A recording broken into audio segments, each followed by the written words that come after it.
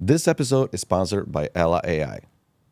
Ella AI is your voice assistant ideal for real estate, recruiting, law firms, and other high-call volume businesses. Our agent is bilingual, can manage both inbound and outbound calls, performs live human transfers, schedule appointments, and qualify leads. Every agent is custom trained for your business needs. Visit their website, talktoella.ai, and try it yourself. I mean, I met a lot of people like Steph Curry, Usain Bolt. There are so many of them, You communicate Leonardo with them, DiCaprio. Yeah, you absolutely. talk to them. Yes, How are they absolutely. in person? So I always tell my friends, you can meet somebody in a couple of minutes, and you can meet somebody in a few minutes, and like, hey, can you give me autograph on this and that? But the thing is, when they come in a car, it's just different. It's a nice car, and then they feel a bit different, and they give you a bit attention more. So you have a chance to, talk with them more. Like sometimes if I, let's say, drive them just from the airport to a hotel, you can't really do any conversation. You just, hi, how are you? And They're by themselves.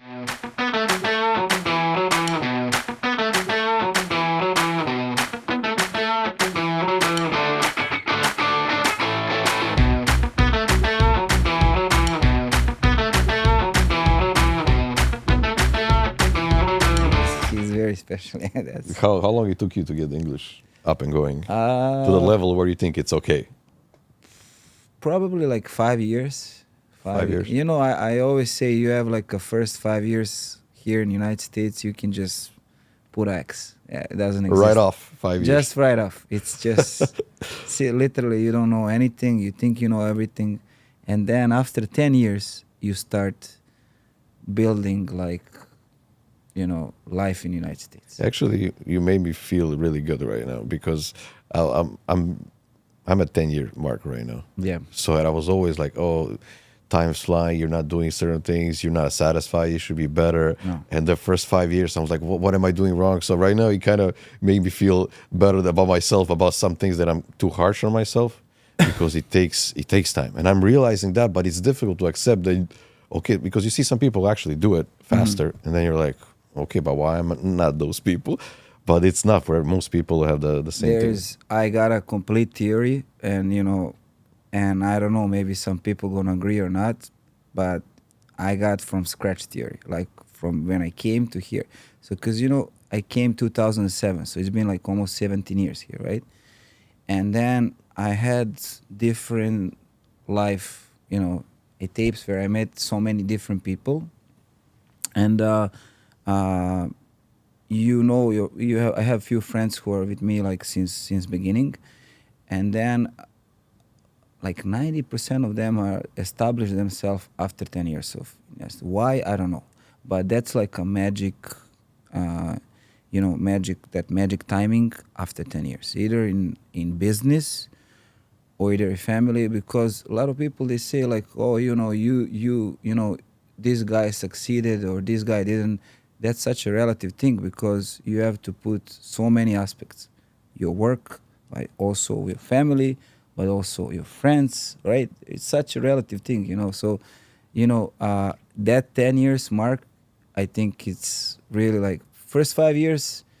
Look, you can always meet somebody who came in USA.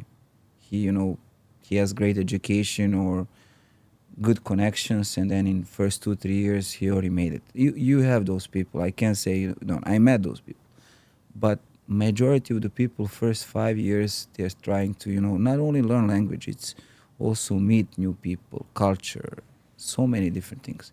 Why 10 years? I think after 5 years you start learning, you finding yourself, what I'm going to do with my life. Also you need some time to find a job you're going to do, and then once you find that, then you need time to get better in that. And then after 10 years, you start finding yourself. But it's when you say 10 years, I remember first, I don't know, you probably remember your first moments. First, like, oh, for a year is so long. We were signing a lease for a year. So, oh my God, a year lease, maybe 6 months, a year is too much. Then 10 leases later, you're like, oh, no, next year, I'll get another one. Then 2 years. Now, 5 years doesn't sound like that much time. But in the beginning, when you start from zero, then you're like, oh, 1 year is too much.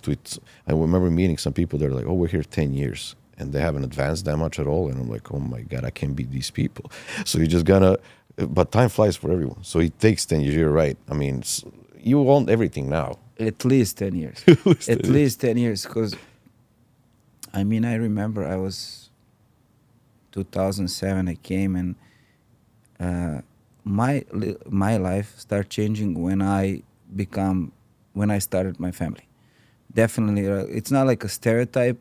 It's a real story. Like until I started my family, I couldn't find myself. I was changing jobs. I was, going out, this and that.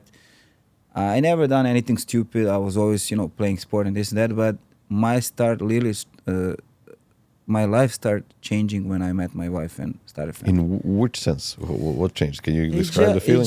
It just you have those kind of responsibility. You just, I don't know. You just come home. You have your own base. With your wife, especially when you start family. When you got kids, it just you become more calm, emotionally more responsible for everything. You have more. You look different things. So most of the people, again, I don't want to say all, but most of the people I met when they started family, their life changing. They I don't want to say become better people, but definitely they found their way. You think because we as a human beings, when we take on responsibility, we kind of thrive under it? Do you think that's the thing? You need to take on more?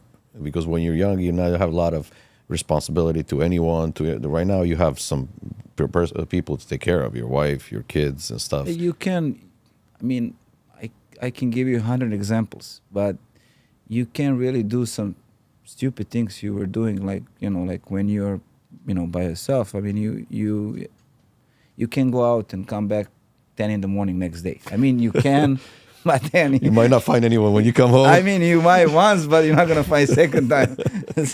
so I'm giving an example like everybody had. So and also work, finance, and anything. Just you can make kind of emotional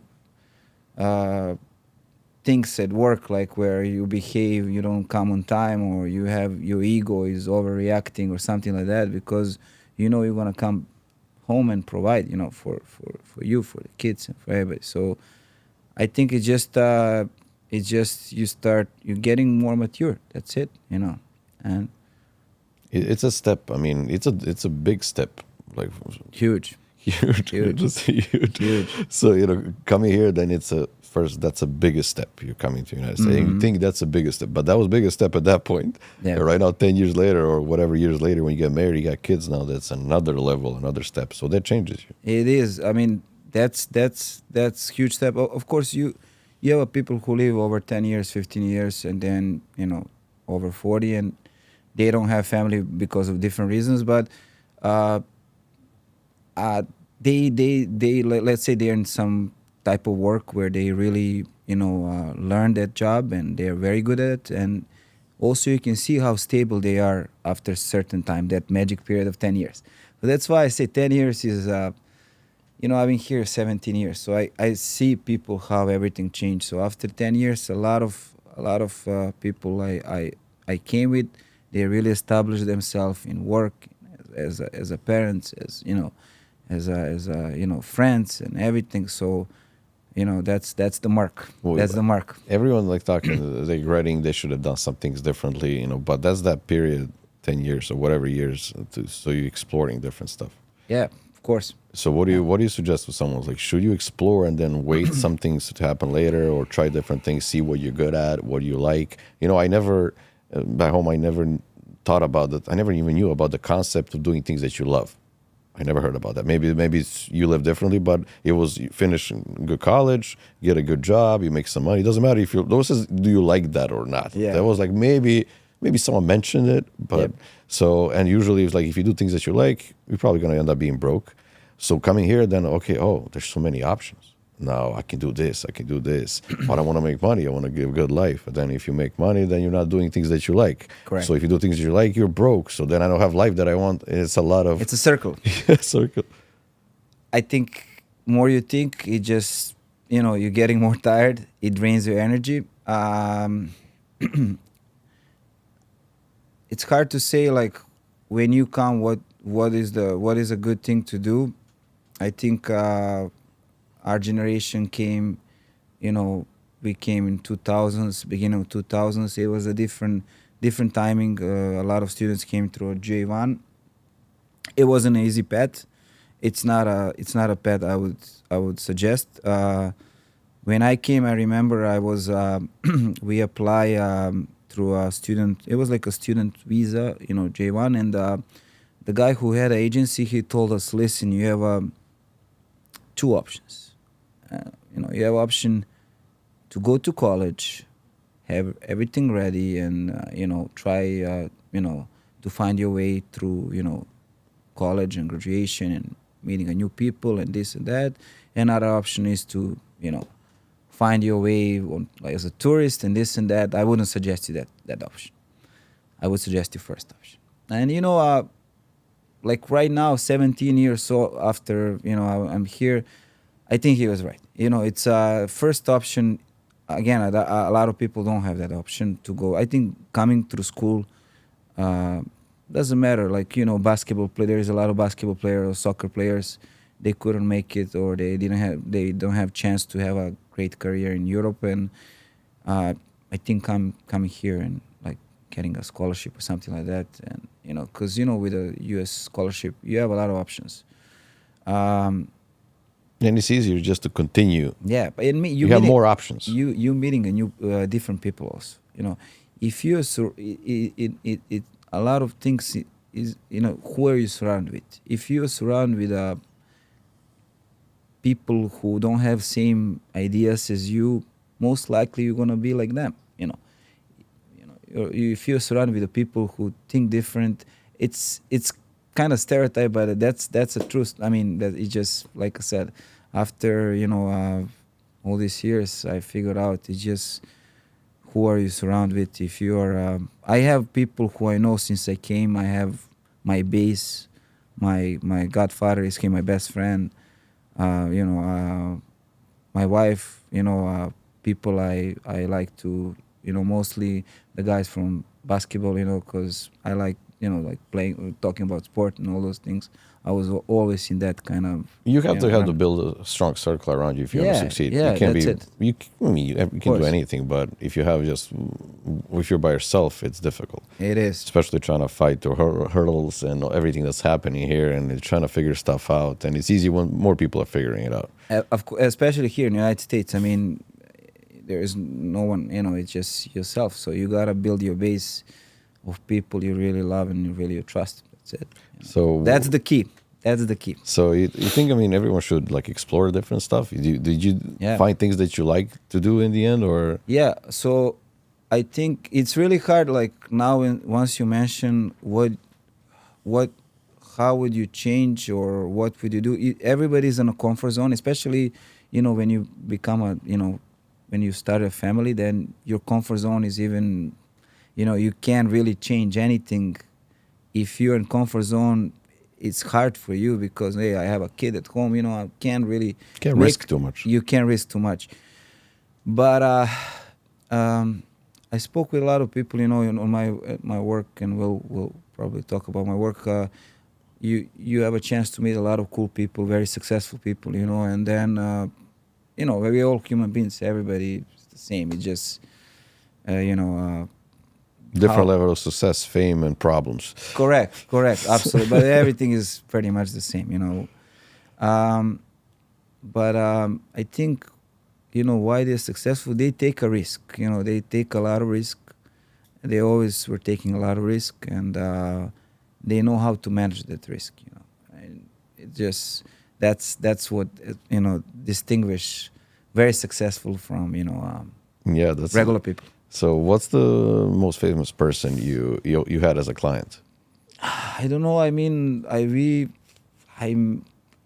had so many of them, been like, I started working this like 2013, so it's been probably 11 years.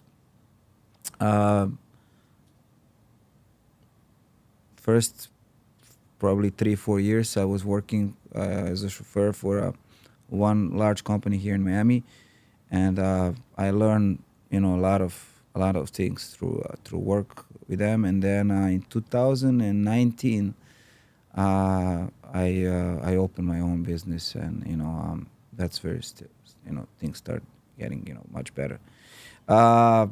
I mean, I met a lot of people like Steph Curry, Usain Bolt. There are so many of them. You communicate Leonardo with them. DiCaprio. Yeah, absolutely. You talk to them. Yes, How absolutely. are they in person? So I always tell my friends, you can meet somebody in a couple of minutes, and you can meet somebody in a few minutes, and like, hey, can you give me autograph on this and that? But the thing is, when they come in a car, it's just different. It's a nice car, and then they feel a bit different, and they give you a bit attention more, so you have a chance to talk with them more. Like sometimes, if I, let's say, drive them just from the airport to a hotel, you can't really do any conversation. You just, hi, how are you? And they're by themselves, or with an agent, or with a group of people. A lot of people there by themselves. A lot of time they're by themselves. Sometimes they're with a group. Obviously, with a group, you can't really, you don't have a chance to communicate too much.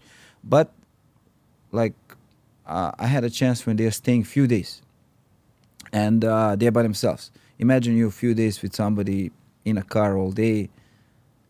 Might as well talk. Yeah, you're gonna talk for sure, and they ask you always where are you from and this and that, and then Serbia is a good place to be from because we have so many professional athletes and cool people, so they always relate to some of those people, and then conversation start. So who left the biggest impression? Something that you remember the most? I gotta say, for me, biggest impression was Steph Curry. He was some of the persons I always want to meet, and I remember they called me from the office, and they said, hey, you won't believe we have a Steph Curry. Some agency book it. I said, okay. I was like, great, I'm gonna drive it. I don't care. It can be for free. I'm driving Steph Curry. Because I was, it was just 3-point shots and everything. I like that style. That's one of the best ever. I mean, especially if you're a basketball fan. And unfortunately, he killed us in semifinal. But it's okay. We'll forgive him. We'll forgive him. Yeah. So, and then I remember I was supposed to pick him up at where is American Airlines Arena. Mm-hmm. He was supposed to stay whole day. So I'm waiting. I'm in a suit, nicely dressed. I'm literally shaking. I met a lot of famous people, cool people, but I never I was shaking literally. And then I remember there was a field or something like that, and he's with a cap. He's running toward the car. I didn't even recognize him at the moment. He's like, "Hey, I'm Steph." I'm like, all right, okay, I'm Vlad. Nice. And then I was so shaky I couldn't even open the door. Then I remember we started. He was going on a golf. He's a big golf player, And then nothing. I didn't know what to say. That's it. I was like, in my mind I was like, that's it. I'm just gonna say, how are you? And I don't think I'm gonna say anything else because I don't know what. Starstruck. That's it. He was like, hey, Vlad, how are you? I was like, good. He was where are you from? Serbian. Oh, yeah. This player, this player. I said, of course. I know. Not only know every player, I also know every statistic of the player. But I didn't know that because I'm a big basketball fan, so I really since I was 5 years old. I'm one of those guys. I like to watch. I like to play, but I'm not a great player. So, that's it. And then he went to a golf. He's just very cool guy, very nice guy. Then that guy, I don't know, he was playing Partizan, Adam Smilagic, the center. So he was playing at that time at Golden State. So he was like, hey, do you know the Smilagic? Smiley, that's how they call him. I said, yeah, of course. cool, I could introduce you with him. I was like, oh, awesome. And then when I was dropping him off, Smiley was walking toward the hotel as well. So he opened the window. Hey, Smiley, there is a Serbian guy. He wanna meet. I was like, what? I was like, okay. And then when we walk out, all the time I was thinking, I gotta take a picture with this guy. We shouldn't take a picture, but Steph Curry. Yeah, I think we established some kind of relationship, and as we were walking toward the hotel, I'm like, should I take? Let me take a picture. I was like, Steph, can I take a picture with you? He was like, yeah, man, of course, let's take. And then something was wrong with my phone, as always. There is always what's happening. So and he was like, hey, man, your phone is like, hey, let me clean. And then I clean up the phone, and then he was like, and then because he has a longer hand, he took a picture of us, and I was like, wow, that's so cool. But it's just he's a very nice guy. He met me that day, and I met Smilagic. He was playing Golden State, like I said. Just, I don't know, have a really good impression about him, like really good, and I knew it, from, how but when you meet somebody, it's just different. Is it there's any different clients you dealt with famous that you have like, okay, it's a lot of complications? Yeah, I had a lot of different situations. I don't know, is it good to talk public? But I'll try to talk about good things. I mentioned some bad things, but just part of it. Yeah. Yes. So you don't have to say who it was. Yeah, no, so. I'm not gonna mention names. I had a really bad experience with hip hoppers. Some of them. It was really hard to work. It was some of those days when you ask me, have I ever asking myself why I'm doing this? Those were days why I'm doing this. Literally, I'm sitting in a car and I'm saying why I'm doing this. We had one job. I remember. I'm not gonna mention name. Of course. It's a very famous group. They were staying in one of like 5-star hotels in Miami, but they wanna rent a car with a chauffeur 24 hours for 4 days. And want to see him drive. So I said, listen, guys, that's impossible. I mean, after 2 days, you're gonna lose your mind. Anyway, that was their requirement. Of course, we didn't accept it. We had to change after 20 hours, something like that. Then somebody else took me. But that first day I was there, and the second day somebody came to replace me, and I told him good luck. But those 20 hours, yeah, I remember. I can't tell all the details because some people maybe watch this, but it was we had to go through a lot of things. It doesn't obey with the law. You had to follow. There was a couple of cars in a line. Then everybody has to be in a line. You had to go through LED lights because they have security in front of you. The people we were seeing on those parties are, because that world, that hip hop world, they all behave. There is not all of them, but those particular people, they behave that they're target, So they're always on chase. They don't behave very well with the chauffeur, with anybody, So it was very hard and very challenging. Those 20 hours, you're always on the move.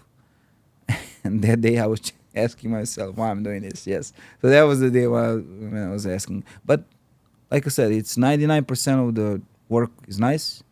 That 1% you always have somebody. Maybe you will not appreciate those 99% if you don't have moments like that. No, I got the good thing about that. I have a lot of story for my friends.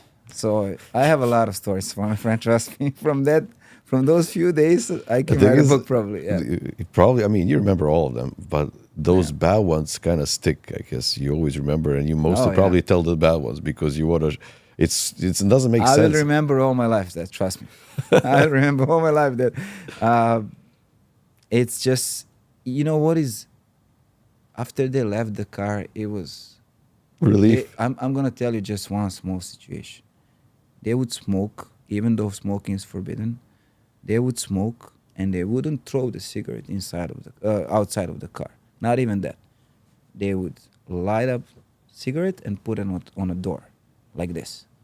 I'm telling you, there was a one situation out of hundreds.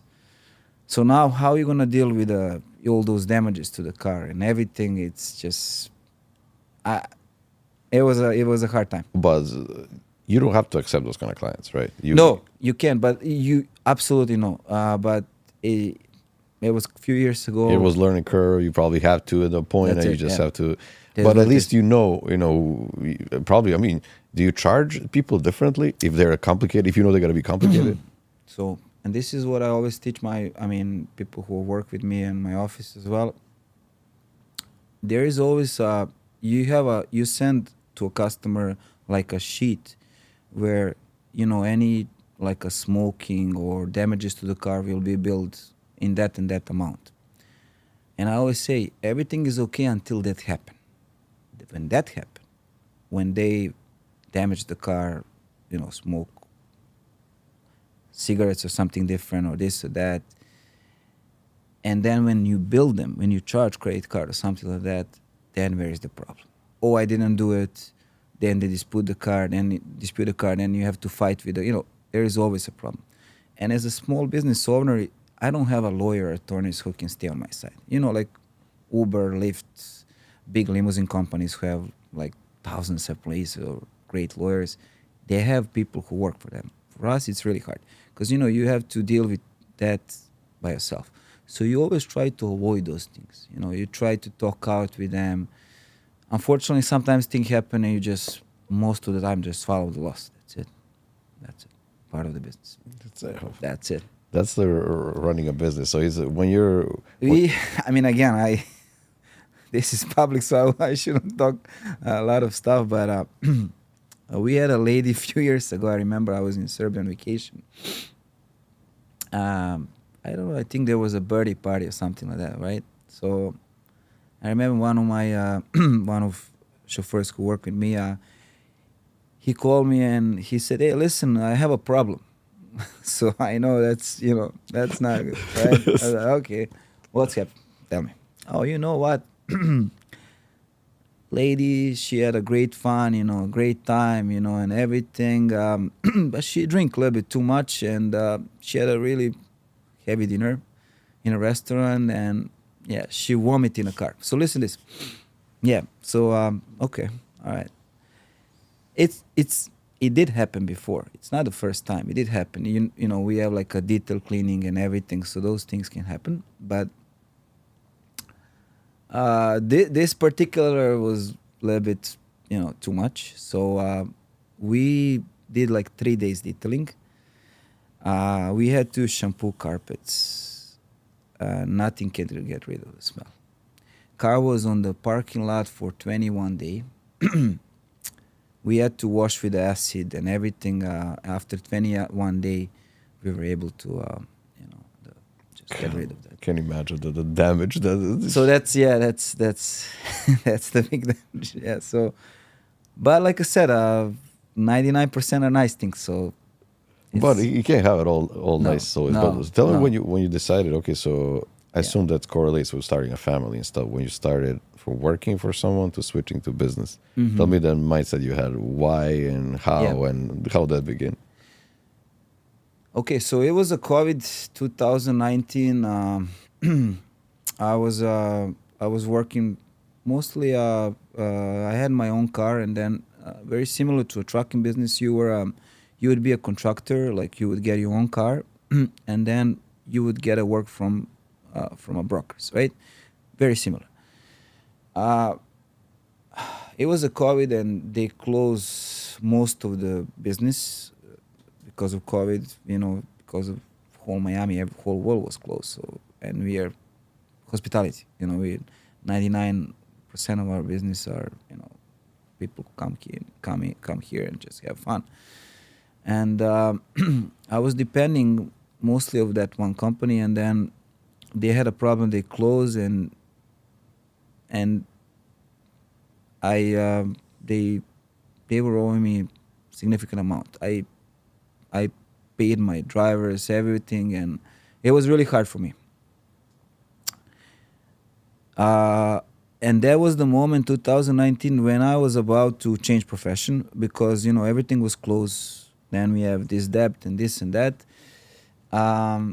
Your job is connected to people. You dependent on people. If you don't have no one to drive, Absolutely. there's so no business. it's just everything was closed. You remember how I was in Yeah. COVID, it just, I remember I drive a lady and she told me, that's funny, I never gonna forget it. I'm driving a lady, they just closed everything. And she said, oh, I'm flying to Tennessee. I said, okay, but I'm the only passenger in the plane. I don't know, are we gonna fly? You come into the airport, there is no one. There is no one. It's like a ghost town. I literally, that was a time, like scary time. And they had problems too, with financing and everything. And I understand, I completely understand, but it was very hard time, and I was thinking to change profession that time because at that moment I thought I have a business, but I didn't have business. I was depending on them to provide me business. I was just high paid driver. That's it. And government helped with the loans. It really helped me with the loans. It helped me. It bought me a time. And at that time, I opened my website. I started doing like SEO, Google, and Instagram. I hired a good agency. They helped me a lot. And I started getting leads, and it takes time. It really takes time, but it's the only way. It's the best way. Do it yourself. Work with your people, affiliates, but start depending on yourself. That's the only way. That's the only way how you're gonna, grow your business. Whereas if you work for somebody, great. But if you wanna establish yourself, you need to put up funds in your business. That's the only way. So you can depend on other people as well, but start, doing marketing and sales, because that was the key. I started getting my own leads and my own customers, and they start calling my own company. I still had a good relationship with everybody, and that's where everything start like getting better and better. And then 2021 was also again you remember that Miami was closed, right? And then our government it was DeSantis, right? DeSantis, yeah, exactly.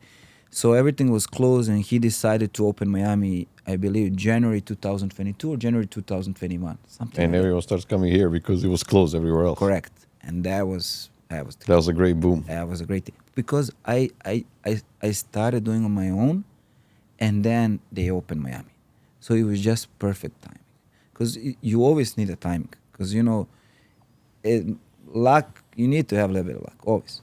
Luck, for but everything. also you pounce on the moment. You could have changed careers at 2019, 20, but you didn't. You sticked with it, and you risked it. You didn't know what was gonna happen. No one knew if it was gonna stop in 3, 6 months, 2 years. I gotta be honest. If that didn't happen, if COVID didn't happen, and if I just continue being high paid driver and depend on somebody 100%, I probably would just stay in my comfort zone. That's it. Probably yes. So I'm not gonna.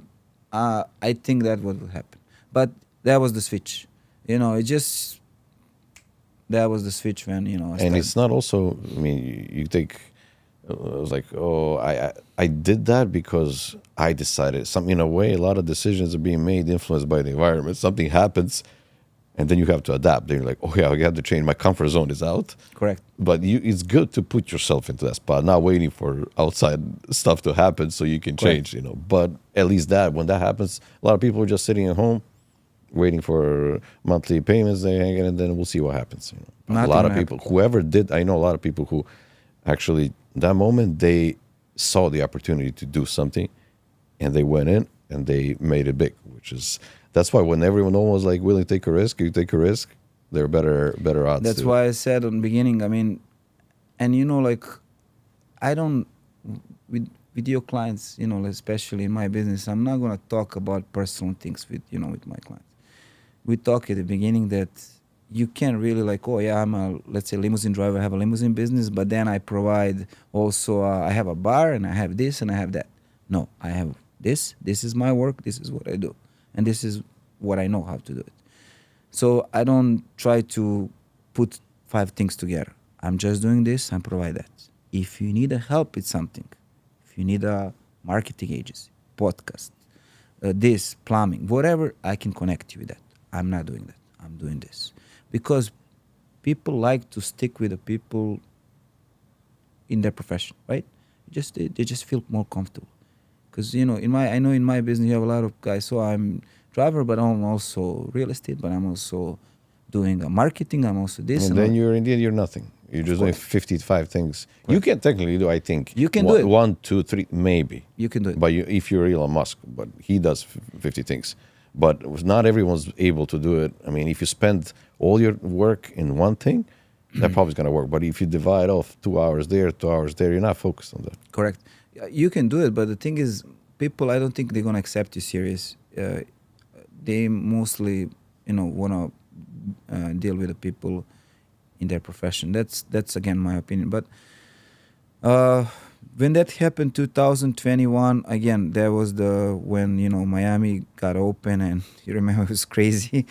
On Ocean Drive, we had like a parade of people, and it was a crazy time. Only place that was open. Everything was, nothing was happening. I remember that time in my business. I would have a guy. He would come and rent like a 5-star hotel, Limo, for 10 days. They were taking all kind of those loans and credits and this and that, and all kind of Ponzi schemes. It was just a crazy time. Well, not everyone was using as you did for actually to make your business happen. It did help me a lot, I gotta say, because if that didn't happen, I would for sure. But a lot of people just use it to buy Lambos and buy. Yeah, that's a different subject. Yeah, that's the thing. It's a whole. Not everyone uses it but as I was able. Like I said, it was just crazy time at that time, and you saw on the streets what was going on. It was, and for us, it was very good because Miami was the only open city. I don't know, is in the world, in USA for sure. But you could not leave the country. I mean, you could, but it was really difficult, almost impossible to leave. And we didn't even feel Corona. I mean, you just you were going on a beach and in the beginning, yeah. But yes. But later on, no. Mm-hmm. But in general, like I went through that COVID. It was socially okay. We were going on a beach. First month beach was closed, right? Yeah, it was something like that. Yeah. So it was a different timing. Walk me through when you're, whatever you're starting here, it costs a lot of money. Mm-hmm. So it's a risk. But always risk means money. I don't say people lose time because people lose time all day, every day on different things, but money is the most important thing. So let's say you run a limo business and it's things that you have are expensive. So you're buying a car. Mm-hmm. I'm just throwing a number. Let's say $100,000. You have to have a nicest car if you want to pick up Leonardo DiCaprio or Correct. Steve Curry. So you okay, I need to invest $100,000 in one vehicle so I can start working. And okay, I'm gonna have monthly payment $1,000, $2,000 with insurance, whatever is the price. So everyone's like, oh, this is too much. You might stay back. How do you say, okay, the risk is worth taking, and I'm gonna go into it? Well, that's a good question. The thing is that if you're starting like a limousine business, Miami is a great market because you have a good customers and good clients who are coming all around the world. A lot of people are gonna say it's very competitive. It is very competitive, but because it's a very very good market, that's why it's very competitive. So that's, I think, normal thing. First, yeah, you definitely need to get a nice car because, I mean, how are you gonna provide great service for someone if you don't have the tools for that? And then the thing what you need the mostly is you need to do a marketing or sales, because that's the key thing. You can also connect with a local like a limousine services, but you need to do to get those leads. You need those leads. So it takes time. It's not some businesses you can start it right away and you start doing it right away. This business, you need a little bit of time. It takes time because those leads, until you learn how to convert them and learn where the good customers and this and that, it takes a little bit of time. So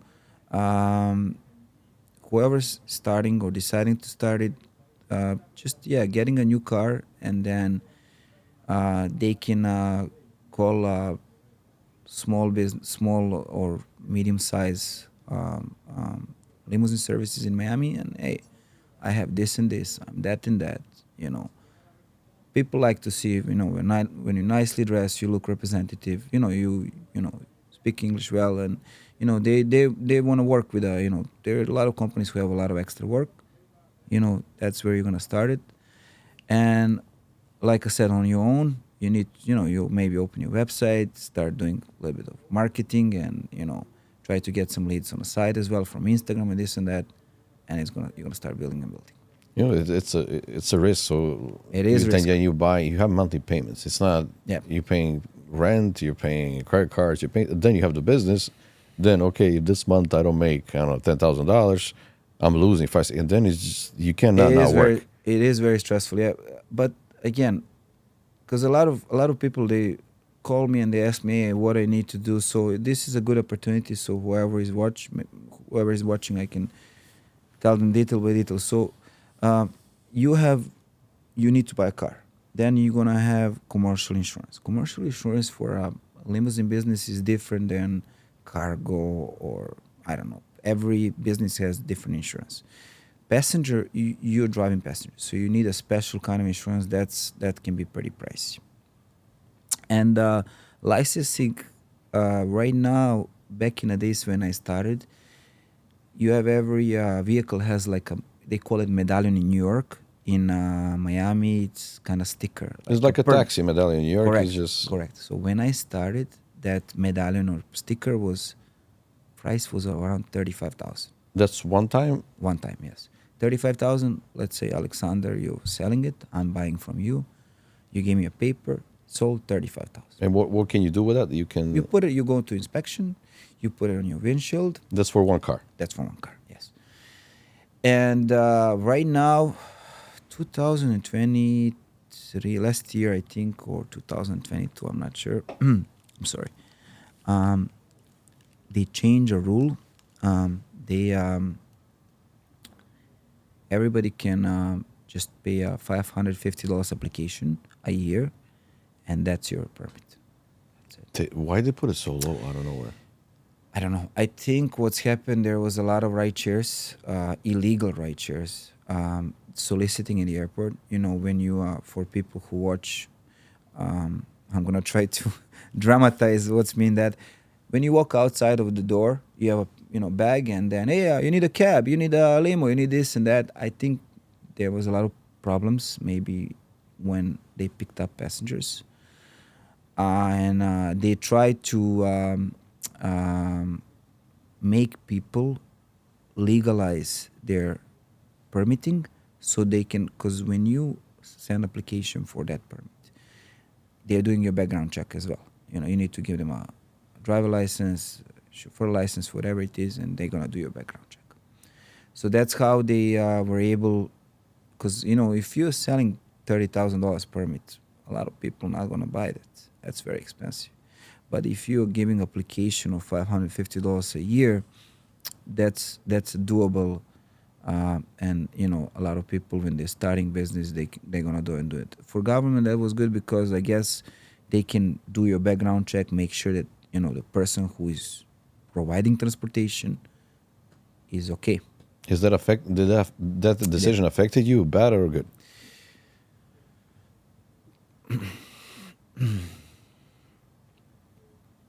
I would say it did affect me, because there was obviously a lot more small companies open. So why? Because it was hard for me to justify the pricing. Customer would just call and ask for a pricing, and they would just shop around and get sometimes 30-40% less pricing, because it was just easy to access that business right now. How do you manage to convert those leads, even if you give them extra, I mean, more expensive? It's hard because I'm actually learning every day. That's the hardest. The hardest part of the work is actually to client is the most expensive in every business. You know, you think when you drive,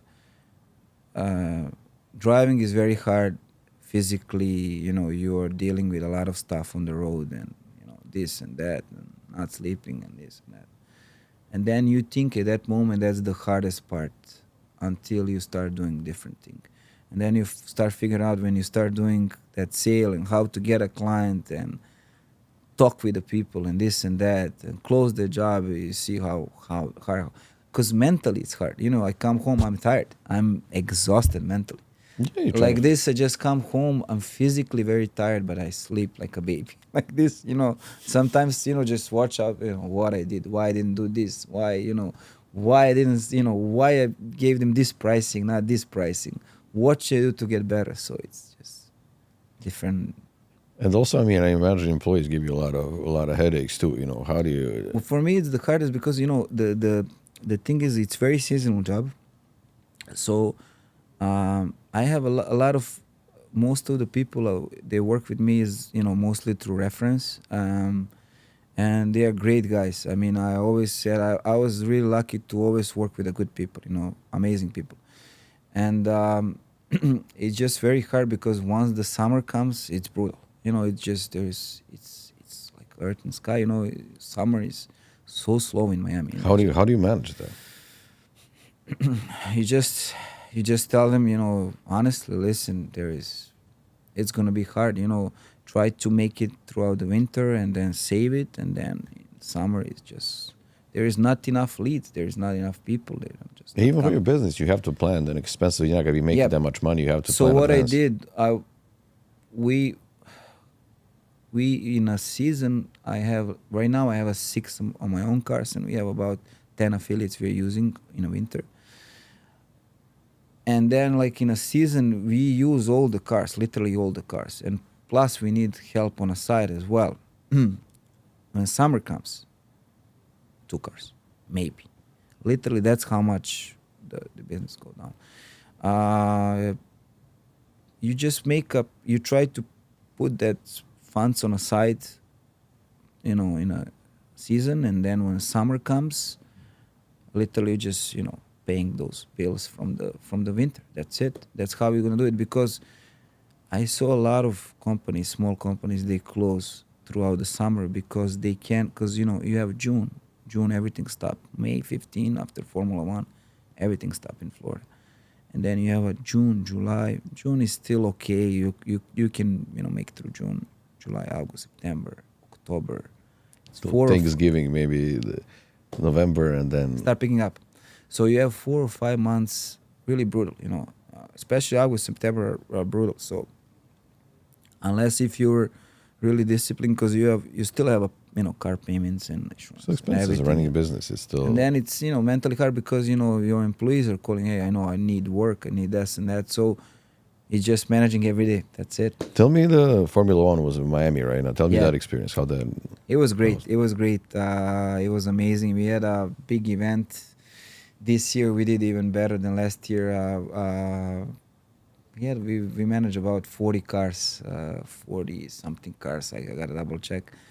It was really nice.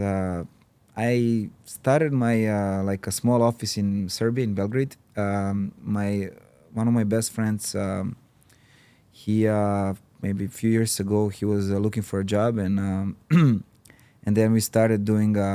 You know, I started training him to be a reservation dispatch for limousine service, and he did very well. He's very good right now, and it's been like over 3 years.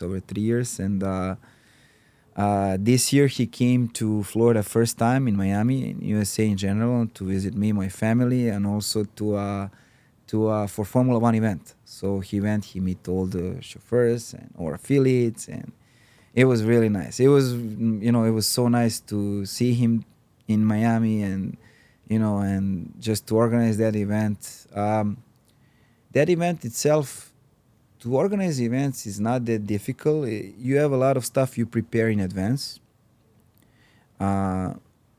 So mostly you already know, unless there are changes. Say we need a vehicles tomorrow 10 a.m. That and that at hotel. You put a reservation. You organize everything. You assign chauffeurs. This particular one, we had a little bit complications, I gotta say, because there was a lot of changes. What it means that, let's say they would say, oh, we need 15 cars at Hotel Setai at 10 a.m. And then at 7:30 a.m. they would call you and say, oh, can we change it to 8:30? I mean, how I'm gonna 7:30 wake up all the people and call them, and it's not. Yeah, it's not like that. They need to get ready. Wherever they're from, they can't. Dress They don't up, live next shave, door. Put a water, wash the car. It's not like that. So it's. So it was. That side was a bit challenging, but at the end of the day, you always forget those things. When something finish, you just put those bad things on a side. Yeah, you get paid. You're like, okay, it's That's done. That's it. So, I always try to put those bad things on a side and just focus on good things. So they don't bother me anymore. That's it. Because I mean, after that, as you said, a couple of months business is slow. You just came back from Japan, right? Yeah, I was 2 months in Japan. It was amazing. It was my wife is Japanese. We met 2012, so we've been together 12 years. Yeah, so yeah, and this is my third time in Japan, but this time I was 2 months. We were at her mom's house, so I was kind of in Japanese family. Even though I live with my wife, my kids, and then her cousin is here with us too. So I've been Big happy family. Yeah, so but it was amazing. Man, we can learn a lot about Japan. That was gonna ask you because you Yeah. can compare. Okay, we're from Serbia. You have USA and you have Japan. Yeah. I mean, you probably, especially meeting her, and you're living with her so many years. How did you change, and what did you learn, and what do you adapted and put in your life? Oof, I think I'm gonna write a book about about that. But I'll try to. I mean, it's very different over there from any place in the world. You can't compare Serbia and Japan. Any place of the world, you can't really compare Japan with anything. It's just that it's very different. But for example, I'll give you an example. You probably heard this many times, but in 2 months, when I was driving, in 2 months, I was driving there all the time. We rent a car and they drive on. they drive. I'm sorry. Traffic is really bad over there. So there is a lot of traffic. Especially my wife is from Okinawa, that's south of Japan. So traffic is terrible. Sometimes you need 2-3 hours. In 2 months, I heard somebody was calling me only once. Only once in 2 months. No one honking in Japan. People have patience. No one honking in Japan. And that honk, I checked the plate because, well, this is now a technical thing. The plate, each plate, there is a letters. They use 3 alphabets. I don't know. Do you know? No. Okay. So they use hiragana, katakana, and kanji. Hiragana and katakana, each alphabet has 55 symbols.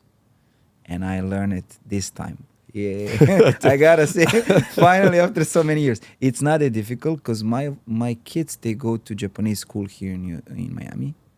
But again, that's a different subject, why we don't have our school. But, but it's different We have to work on that. They hiragana, they learn until they're 5 or 6, so in pre-K. There's a 55 symbols. Katakana, they learn maybe 5th grade. And then kanji. Kanji has about 2,136 symbols. Not about, exactly. I learned that. So why I'm saying that, because a lot of people, I couldn't believe why people don't speak English. Like Japanese people are very smart, very intelligent. Like high IQ. Like why? But then I figured out the alphabet and the Asian languages are, in general, it's so hard, and just they know how to write English. They speak, they know rules, grammar, and everything, but they have generally hard time with it, with English language. And so anyway, so I learned that basic hiragana and katakana. It's not that difficult. It takes maybe a couple of months. I went to school over there, and every plate, the car plate, they have like a symbol, hiragana symbol, and based on the symbol, let's say number, we have Florida 3578, FL 3578, for example. There they have a hiragana symbol, and then 5317. Now, if it's a hiragana symbol, that means that's a local plate. If it's a alphabet, English alphabet, that's USA citizen or foreigner. So, Yes. so And there is a reason why I'm saying this. So the guy who honked me that day, he was honking. I remember the guy. He was honking so bad. Like here in Miami. In Miami, traffic is getting crazy. And I was like, let me see the plate, man. I'm 100% sure this is not Japanese person. And guess what? Alphabet, English alphabet. So there is a big military base in Okinawa. So they have a lot of I think there are Marines, Navy. they've been there for like 56 years. A lot of Americans are married. Yeah. Japanese, especially Correct. for Serbian, it's unusual. For Americans, Yeah, it not is. that much Yeah, yeah. because they've had the base there for 60, 70 years. What is it, 80 years now? Correct. So it's kind of a lot of people love Japan. So what did you think that you learned in US? Like, give me a couple of things. Like, shortly, like you learned and okay, I'm implementing this in my life. And in Japan, when you went, you saw something. I have to do Well, this. the thing is what I think that when I say we, I think everybody, like Serbians, USA, doesn't matter where you're from, they don't show emotions. Like, when you're sometimes stressed, like say in traffic, I'm gonna say about traffic because I'm in that business, and most of the things you can see in traffic, they just, why are you honking? What's the point of honking? Explain me what's the point of honking. Let's be honest. You're in rush, you're gonna make it.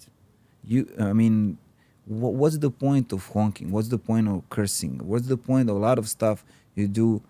You just do because you cannot control emotions. That's what they do. They just control. They learn how to control their emotions in front of other people better than everybody. That's again my opinion. Somebody maybe is not gonna agree with me or no, but I've been there a few times. I think that's great. We should all learn how to control our emotions sometimes. Could you see yourself living there full time? Yeah, that's everybody. A lot of people ask me that. I don't know. It's I just like being in Miami. I just like being surrounded with my Serbian friends and everything. It would be very hard for me. I think for my kids, schools. I went also in schools over there and daycare and everything. I can't explain. It's unbelievable. It's like unbelievable clean. How they listen. This I'm gonna tell you one story. So every morning I would pick up my kids and drop them out to school. Right. The principal of the school every morning he would come, shaved, dressed up nice in front of the school. Every kid who, like back in the days, like I don't know how it's right now in schools, but back in the days, every time when you pass by older, you would say, they say Ohayou gozaimasu, which means good morning. So every kid who passed by him, they would say good morning. Nothing unusual, right? But unfortunately, we lost that thing all around the world, respect that older. And not only that, what impressed me really, every morning he would come shaved, say everybody good morning, and also clean. He would take a broom, 5-6 kids every morning are different kids, and they would clean the yard with him. He's cleaning with them. in front of everybody. Every morning, 7:30 until 8:15 school start. Give an example. Showing example, giving example. That's why everything is clean. Not No, I give you examples. So now we went, for example, I was in Tokyo, and you probably heard that there is no trash cans in Tokyo, right? You heard that. I heard some probably- stories. There's like Yeah. different kind of trash, and then it's outside and something complicated. You have to separate every single thing in the small Not only bags. that, you can walk. Tokyo is the biggest city probably in the world right now. It has 30-something million people. It's crazy. Yeah, biggest city in the world. Awesome city. If you have a time to visit it, really, I mean, amazing. But there is no trash cans. There is literally no trash cans. So what you do, you just drink water or coffee and just with yourself, put it yourself. And the thing is, the funny thing about Tokyo and in general in Japan, you're not gonna see too many cleaning crew cleaning. Why? Because if everybody take their bottle of water and put themselves, you don't You put it need in to the clean. pocket, and you just That's it. You don't need to clean. or you take it So home ju- and then you throw. throw it away. Yeah. So and we were laughing when we had when we went to Kyoto. That's like the old city, and we had like we hire a lady. Well, we didn't know it's a lady tour guide. Kyoto is the one of the oldest city in Japan, and it was they call it imperial city, beautiful in the mountain with a lot of those temples 1,000 years old. And we this time, because my friend here, he came to visit me, so we decided to take a tour guide for Kyoto. And the lady came. She is maybe, I think she's 70 years old. She had a big bag. I'm telling you, it's about 30 pounds bag. I know that because I hold the bag for a second and it's about 30. So I told her, ma'am, we're gonna go in the mountains. Please let me take you that bag for you. Nope, I'm gonna take it. I said, please, no. This is my job. I'm gonna take it. Okay. So we went. She showed us. She did a great job. Japanese lady. She speaks well English. Like I said, about 70 years old. But we were drinking water or something, and I was like, there's no garbage can. And they're like, there's no just garbage can. So she's like, hey, don't worry, I got you. So she took out a small bag. She always have like a small bag. So you put that garbage, bottle of water, everything with you. And then once the tour after 10 hours done, if you're done, sometimes you can find those like garbage cans outside of the restaurants. They usually have a lot of vending machines where you buy water. So in front of vending machines, sometimes you can find a garbage can. But it just, people don't throw the garbage, and that's why I think it's so clean. It's like whole circle. It's so funny that you notice the cleanliness. So it means that's something that you don't get to see, and that's kind of stands out when you see the dirtiness of something is in Serbia or United States. So that's a big culture shock when you. It is. But like I said, we can all, it would be hard for me to live there. I would live because of my kids. It just, I would miss so many things, so many habits we have. Doesn't matter are they good or bad. It's just, you grow up with that, and that's how it is. How about that Japanese precision with timing and stuff being on time? Does that affect it after living with your wife so long? Are you exactly on time? And Well, I got improved in that. I gotta say, 12 years I got improved that. I got improved. Is she on time always or no? Pretty much, yeah. I try to. Be So on it time. is. But you're not on time if you come on time. You should come before time. So if you call me for this podcast at 1 o'clock, I should be here at 12:45, right? See, that's something too. So I was late. So you always get. So in Japanese time I was late. So that's what we learned. Yeah, I have Yeah. to think about it. I always thought coming on time is coming on No, time. coming on time is late. Yeah. Especially with that traffic No. here and there. I mean, it depends. Again, that's very. If you're meeting up with a friend and that friend is gonna late always 30 minutes or 1 hour, and we have those friends. You just extend. Instead of 1 o'clock, you put it 1:30 in your head, and then. Or do you okay. just tell them to meet you 30 minutes earlier? But in general, like, come on, let's be honest. If you work on anything, if you have to meet up with somebody and he late 15, 20, 30 minutes, he's going to tell you something about that person and you don't know that person. Are you going to have that impression? Okay, I mean, it doesn't matter maybe maybe it's a wrong impression, but it's not a good start. The first impression matters a lot. If someone's late first Of time, course. and then next time he's late, you'll be like, oh yeah, but he was late first time. So it's kind of a thing. So at least first time you don't want to surprise anyone. Correct. So it is kind of strange. Tell me.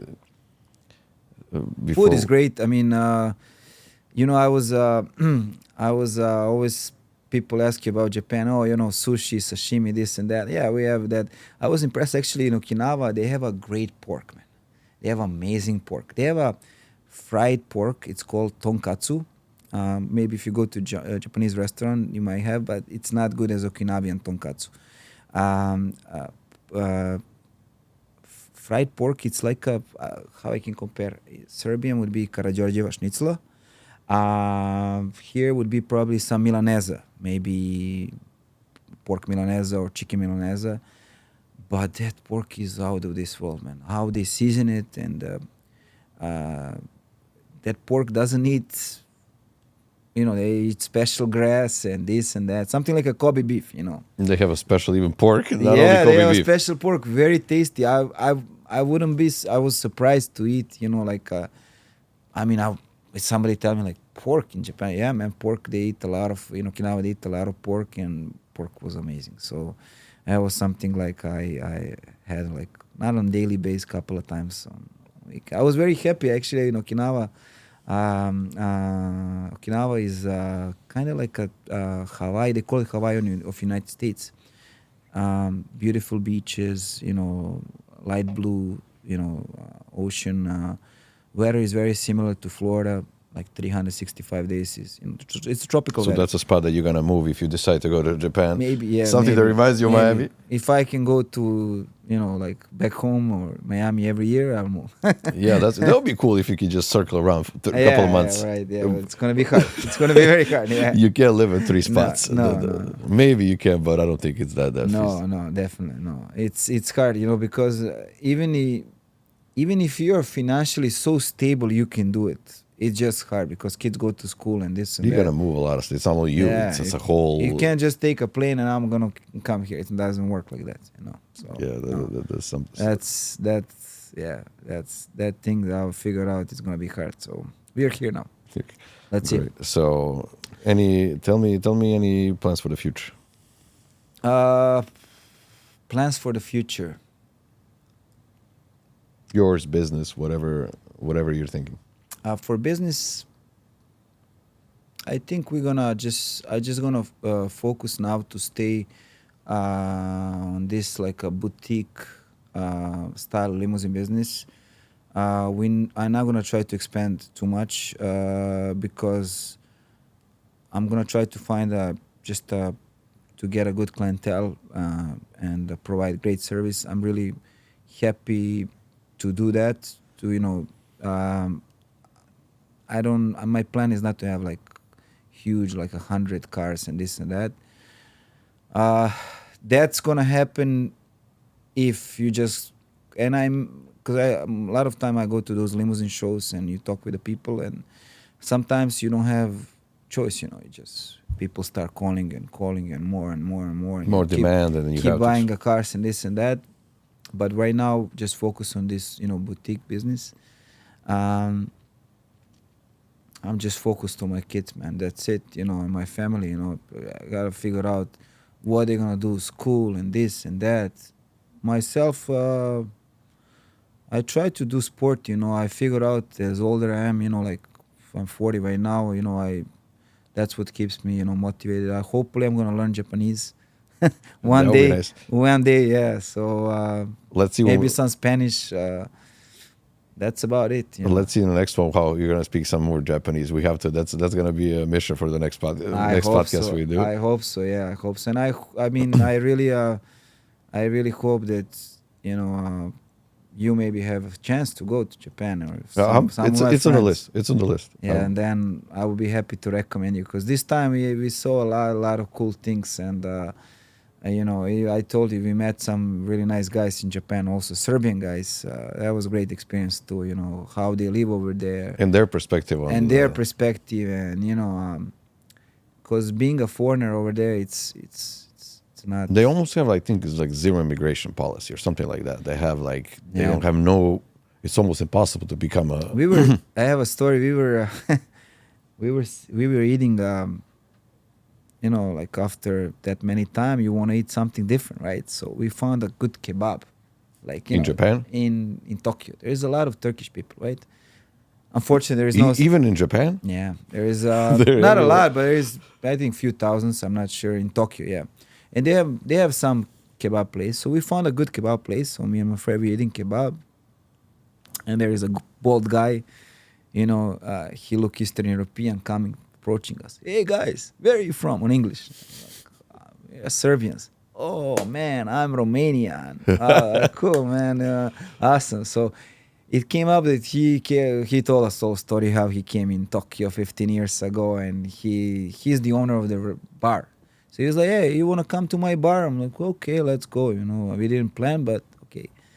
So, you know, he called us to our bar, to his bar, and then he told us the story how he came to Tokyo and, you know, started his own business and this and that. So it's really cool, you know, like to meet someone. It sounds strange. Someone, it's all the way into the world almost, and you're It starting is. up. You went there to start a business, and It and is. you just totally is. culture. It can't be more different than that. Because you know, in all around the world, it's not easy to start your business. USA is very, I can't say easy, but it's, you know, you open your LLC and this and that. That's the easy part, yeah. but everything else is not. Everything else is very hard, yeah. But in other, like in Japan, yeah, there is so many administration, this and that to open your business. And you don't speak the language. They And you don't don't speak English. How are you gonna write? I mean, look, I went to a gym. I went to a gym to sign for a gym, 2 hours. And my wife was next to me. She was filling up the papers. I would never, you know, they probably have on English, I don't know, but 2 hours I was filling up the paperwork for a gym. You know, sign this, waive this, 2 hours. It's a process. That's So, I mean, you know, but I was, you know, what is also Japan impressed me that there's they really like sport over there. You know, the fields, the basketball fields, the soccer fields, everything was full wherever I go. Tokyo, Okinawa, very sport nation. Like, you know, like back in the days in Serbia, like in 90s. Right now, now when I go home, I have a feeling that kids don't play sport as much as before, outside. But I think that's also because a lot of indoor right now sports. So, you know, things are changing. Times Things are are changing. changing, Everything. yeah. is- Also, you have video games and this and that. Social, you know. So So thanks you.